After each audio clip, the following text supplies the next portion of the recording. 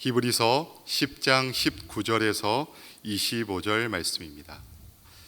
제가 한 절, 성도님들께서 한 절씩 교독하시고 마지막 절은 합독하겠습니다. 그러므로 형제들아, 우리가 예수의 피를 힘입어 성소에 들어갈 담력을 얻었나니 그 길은 우리를 위하여 휘장 가운데로 열어놓으신 새로운 살 길이요 휘장은 곧 그의 육체니라. 또 하나님의 집 다스리는 큰 제사장이 계심에 우리가 마음을 뿌림을 받아 악한 양심으로부터 벗어나고 몸은 맑은 물로 씻음을 받았으니 참 마음과 온전한 믿음으로 하나님께 나아가자. 또 약속하신 이는 미쁘시니 우리가 믿는 도리의 소망을 움직이지 말며 굳게 잡고 서로 돌아보아 사랑과 선행을 격려하며 함께 읽겠습니다. 모이기를 패하는 어떤 사람들의 습관과 같이 하지 말고 오직 권하여 그날이 가까움을 볼수록 더욱 그리하자. 아멘. 아멘.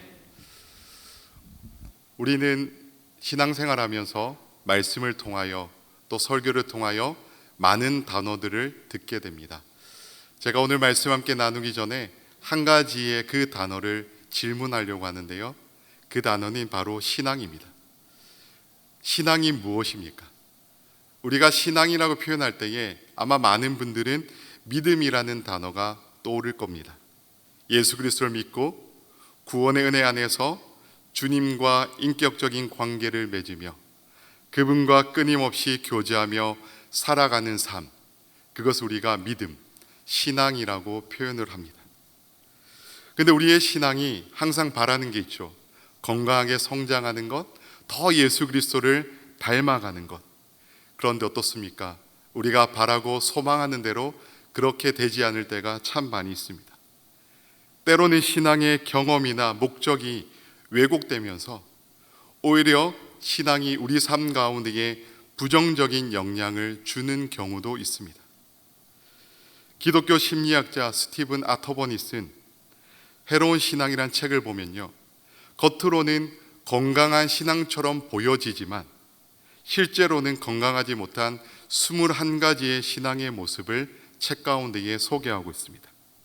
스스로 균형 잡힌 신앙, 건강한 신앙을 하고 있다고 자부하고 있지만 자신의 신앙을 객관적으로 바라보고 평가하지 않는다면 신앙은 점점 변질되고 해로운 모습으로 퇴보한다라고 말합니다.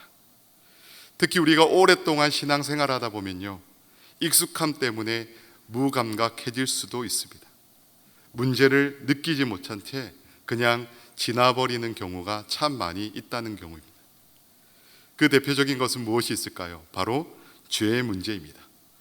오늘 하루를 시작하고 오늘 하루를 마무리하는 이 시점 가운데에 우리는 이 죄라는 단어를 한번 생각해 보신 적이 있으십니까? 우리는 인정합니다. 어느 누구도 죄 가운데에 자유로울 수 없다라는 것을 너무나 잘 알고 있습니다. 그러나 어느 순간 우리는 죄에 대해서 둔감하여지고 잊고 살 때가 참 많이 있다라는 겁니다. 또 하나는 무엇이 있을까요? 그것은 바로 부활의 신앙입니다. 우리는 예수 그리스도를 구주로 삼고 믿음으로 구원을 받았다라고 확신하고 고백하면서도 정작 다시 오실 예수 그리스도를 소망하고 기다리며 부활의 소망 가운데에 살아가지 않고 이 땅 가운데에 안주하며 살아갈 때가 참 많이 있다라는 것입니다. 우리는 찬양을 참 많이 하죠. 마라나타, 아멘 주 예수여 어서 오시옵소서. 우리는 그렇게 찬양의 고백 가운데에 다시 오실 예수 그리스도, 부활의 소망 가운데 살아가야 된다는 것을 너무나 잘 알면서 바로 이 땅 가운데 안주하는 우리의 연약함을 바라보게 됩니다. 바로 저자는 이러한 상태를 현실을 제대로 보지 못하는 중독에 빠졌다, 신앙의 중독에 빠졌다라고 표현하고 있습니다. 그래서 우리는요, 언제나 하나님의 말씀 가운데에 늘 우리의 신앙을 점검해야 합니다. 혹시 말씀을 묵상하는 가운데에, 예배 가운데에, 때로는 기도 가운데에 우리 안에 건강한 신앙의 모습이 발견되지 않는다면, 우리 안에 건강하지 못한 신앙의 모습이 발견된다면 우리는 회복하기 위하여서 끊임없는 노력의 과정이 필요하다는 것입니다. 사랑하는 성도님들, 오늘 이 시간 우리가 다시 한번 말씀 앞에 또한 하나님 앞에 서면서 우리의 신앙을 정직하게 돌아보기를 간절히 원합니다. 그리고 다시 한번 예수 그리스도의 보혈의 능력을 붙들고 확신 가운데 주시는 그 은혜를 누리는 귀한 시간이 되기를 주님의 이름으로 간절히 축복합니다. 오늘 함께 묵상한 히브리서의 그 말씀들을 쭉 볼 때에 떠오르는 한 가지의 단어가 있습니다. 그것은 바로 핍박입니다. 로마에 있는 유대교 출신 그리스도인들, 다시 한번 말씀드리면 유대교였지만 개종하여서 기독교를 믿는 그리스도인들은 신앙 때문에 많은 박해와 핍박과 순교를 당했습니다. 그들은 예수 그리스도를 믿고 영원한 생명을 얻고 그 구원의 은혜와 감격 속에 살아가야 되지만 현실 속에서 너무나 큰 핍박과 순교의 순간들을 직면하게 될 때에 그들의 믿음이 흔들리기 시작됩니다. 다시 유대교로 돌아가고 싶은 유혹을 받고 있습니다. 이러한 상황 가운데에 히브리서 기자는 분명히 이야기합니다. 약속의 말씀을 굳게 붙잡아 영원한 생명을 주시는 예수 그리스도를 믿는 믿음 안에 거할 것을 말하고 있습니다. 특히 유대인들이 너무나 중요하게 여기는 그 구약의 말씀을 인용하면서 그 모든 예언이 누구에게서 완성되었습니까? 예수 그리스도 안에서 완성되었음을 끊임없이 말씀하고 있습니다. 본문인 히브리서 10장은 이렇게 말합니다. 구약에서는요, 짐승의 제물로 드리는 그 제사는 죄를 완전히 없애지 못했습니다. 따라서 구약의 제사는 절기에 따라 반복적으로 드려져야 했습니다. 그러나 하나님의 아들이신 예수 그리스도께서 십자가에 단번에 제사를 들으심으로 영원한 속죄를 이루셨다라고 말씀하고 있습니다. 이 진리를 온전히 믿으며 붙들 때에 믿음과 소망과 사랑을 품고 인내하며 살 수 있을 것이라고 말하고 있는 것입니다. 성도님들, 우리가 말씀을 보면요, 이 말씀 가운데에 피에 대한 내용들이 참 많이 기록되어져 있습니다. 구약에는 어떤 게 있습니까? 바로 흠없고 깨끗한 짐승의 피가 있습니다. 그렇다면 신약에서는요, 예수 그리스도의 피가 중심이 됩니다. 먼저 구약의 그 제사를 보면요, 피에 대한 내용들이 참 많이 있지 않습니까? 대표적으로 5가지의 제사가 기록되어져 있습니다. 번제와 소제와 화목제와 속건제와 속죄제. 우리가 알고 있는 그 소제를 제외하면 바로 피 흘리는 제사가 이어졌다라는 것입니다. 바로 여기서 피로 드리는 그 제사에는요, 3가지의 큰 특징이 있습니다. 첫 번째로는 제물에 흠이 없어야 된다는 것입니다. 다시 한번 말씀드리면 제물은 반드시 깨끗하고 정결해야 했습니다. 두 번째로는요, 죄를 지은 사람이 어떻게 합니까? 제물 위에 직접 안수를 했습니다. 이 의미는 어떤 의미가 있을까요? 바로 죄의 전가, 나의 모든 죄가 흠없는 제물에게 전가되었다, 옮겨졌다라고 보여진다는 것입니다. 마지막 3번째로는요, 반드시 피를 흘려야 했습니다. 생명이 피에 있었기 때문에 피 흘림을 통하여 바로 죄의 사함을 경험했다라고 말하고 있는 것입니다. 레위기 17장 11절 말씀입니다. 우리 한 목소리로 함께 봉독하겠습니다. 육체의 생명은 피에 있음이라. 내가 이 피를 너희에게 주어 제단에 뿌려 너희의 생명을 위하여 속죄하게 하였나니 생명이 피에 있으므로 피가 죄를 속하느니라. 아멘. 아멘. 히브리서 9장 22절의 말씀을 보면 이렇게 기록되어져 있습니다. 율법을 따라 거의 모든 물건이 피로써 정결하게 되나니 피 흘림이 없은즉 사함이 없다라고 말씀하고 있습니다. 이것이 바로 하나님께서 정하신 질서였습니다. 신약에서는 예수님께서 십자가에 흘리신 피를 통하여 죄가 씻어지는 것입니다. 우리는 예수 그리스도께서 십자가에 흘리신 피, 그 피를 보혈이라고 말합니다. 그 보혈로 인하여 우리는 바로 죄 사함을 받게 되었습니다. 성경의 말씀에 보면요, 예수 그리스도를 어린 양이라고 표현합니다. 요한복음 1장 29절에서 세례 요한은 예수님을 가리켜 이렇게 말합니다. 보라, 세상 죄를 지고 가는 하나님의 어린 양이로다. 이 말씀은요, 예수님께서 모든 인류의 죄를 대신 짊어지시고 피 흘려 죽으실 제물이 되신다는 뜻입니다. 예수님께서는요, 그 제물이 되시기에 부족함이 없으신 분이라는 표현입니다. 바로 흠이 없으신 분. 그래서 우리를 대신하여 온전한 어린 양이 되실 수 있다라고 말씀하고 있습니다. 그 예수님께서는요, 바로 어린 양이 되셔서 죄인된 우리를 구원하기 위하여 친히 제물로 바쳐졌습니다. 그리고 십자가에서 모든 피를 흘리시며 우리를 대신해 죽으셨다라는 겁니다. 그럼 우리 기독교 안에서는요, 그 예수 그리스도의 피가 너무나 소중한 것입니다. 바로 보혈에는요, 죄를 씻기는 능력이 있기 때문입니다. 우리는 찬양의 가사 가운데에 예수 그리스도의 보혈에 대한 찬양을 참 많이 불렀습니다. 그 보혈의 능력 가운데 우리는 살아가고 있습니다.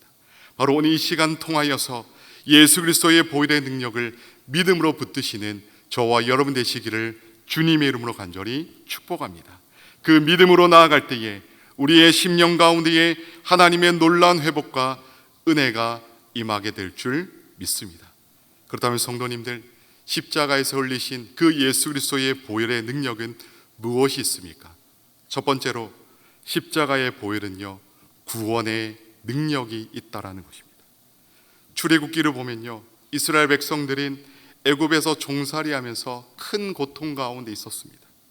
바로의 지배 아래서 스스로 해방될 길이 없어 막막한 가운데 있었습니다.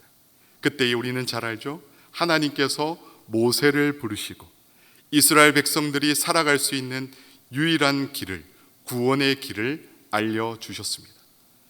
출애굽기 12장의 말씀을 보면 우리는 10가지의 재앙 가운데에 마지막 재앙, 장자의 죽음에 대하여 너무나 잘 알고 있습니다.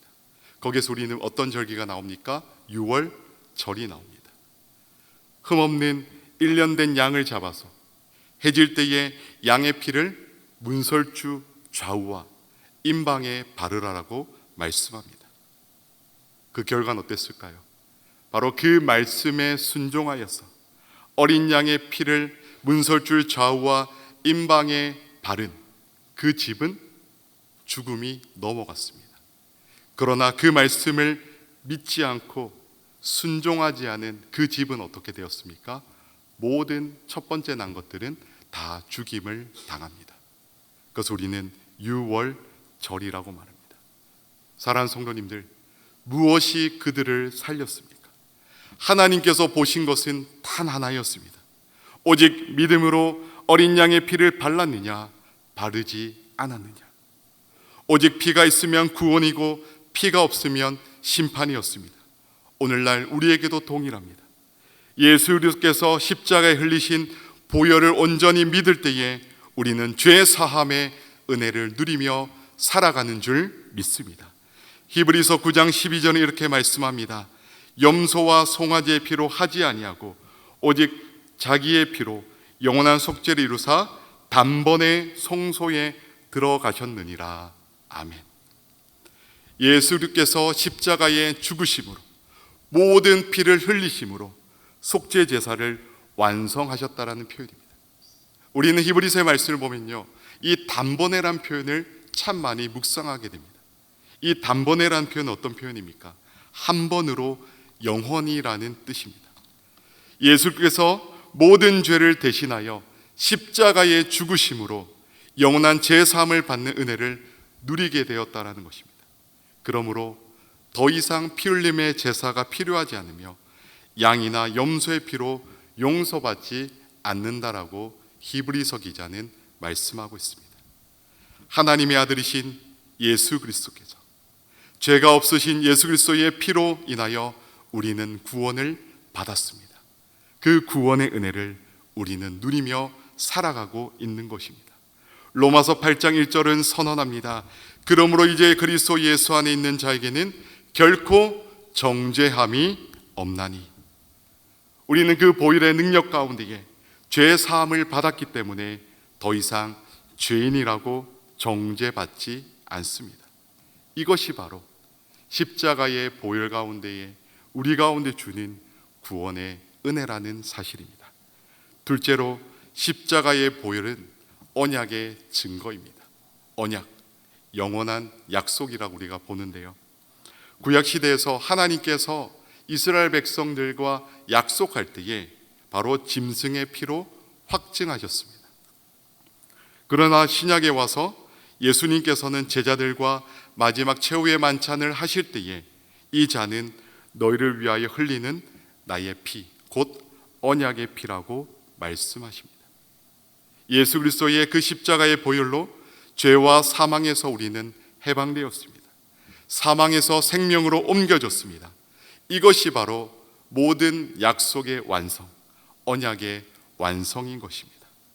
그러므로 예수님께서 흘리신 그 보혈로 말미암아 죄 사함과 새 생명을 얻었으므로 우리는 그 보혈의 은혜에 날마다 감사하며 살아가기를 주님의 이름으로 간절히 부탁을 드립니다. 마지막 세 번째로 십자가의 보혈은요, 하나님과의 관계를 회복시킨다라는 겁니다. 우리는 잘 알고 있습니다. 창세기의 말씀을 묵상하면서 아담이 범죄한 이후에 무엇이 문제가 생겼습니까? 하나님과의 관계가 단절되었다라는 것입니다.